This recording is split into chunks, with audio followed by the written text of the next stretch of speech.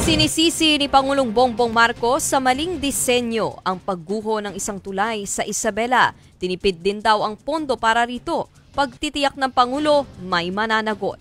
Narito ang report ni Maricel Halili. Personal na binisita ni Pangulong Bongbong Marcos ang bahagi ng Kabagan Santa Maria Bridge sa Isabela na bumagsak kamakailan. Nakasabit pa ang truck na sinasabing sanhi ng pagguho. Pero ang sinisisi ng Pangulo, ang palpak na disenyo ng tulay. Ang kapulo nito, design flaw.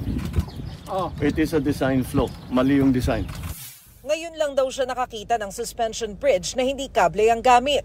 Nakadesenyo rin daw ang tulay na kayanin ng higit 40 tonelada ng kargada.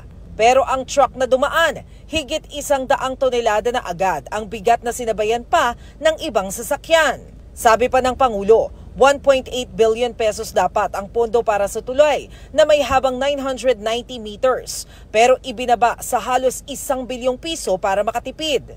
Yun nga lang, ginagawa pa lang daw ang tulay ay kinailangan agad i-refit dahil gumagalaw na ito.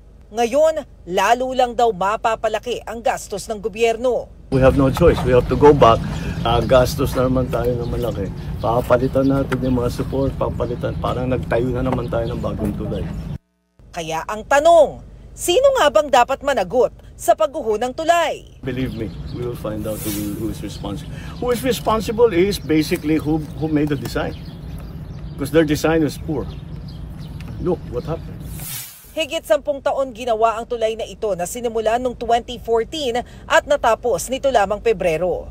Kabubukas pa lang ng tulay, pero ito na agad ang nangyari. Bakit tinapos pa ito sa panahon ni dating Pangulong Duterte at sinasabi pa nilang Duterte legacy ito? Patuloy na iniimbestigahan ang insidente. Pagtitiyak ng palasyo kung meron mang responsable kahit sa kasalukuyang administrasyon ay mananagot din ito. Nagbabalita mula sa Frontline, Maricel Halili, News 5.